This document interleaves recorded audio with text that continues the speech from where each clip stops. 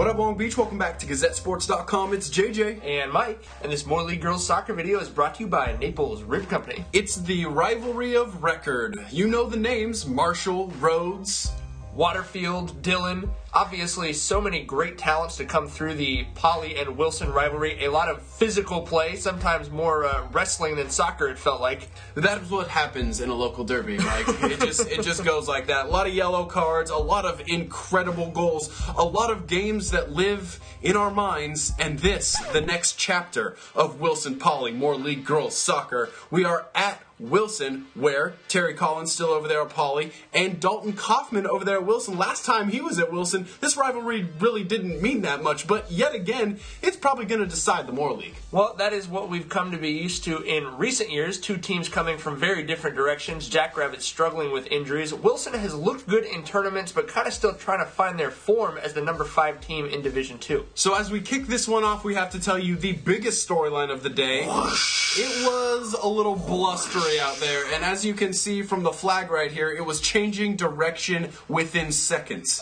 Yeah, the wind did not just blow on tree and flag, it was affecting the soccer game quite handily as well. Wilson had the lion's share of possession in the first 5 minutes, but they kept playing into the hands of Sid the Kid and that Polly defense, and then came the whistles. Some warranted, some not so much.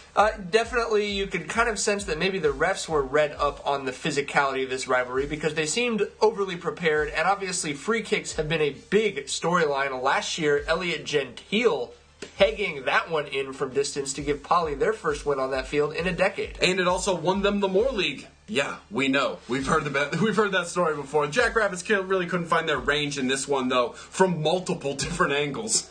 Yeah, the wind obviously not helping with that, but it just kind of looked like his stuff was getting blown around. Wilson had their free kicks too. They weren't in as dangerous a place as the Jackrabbits, though. Yeah, so they couldn't really get it into the final third.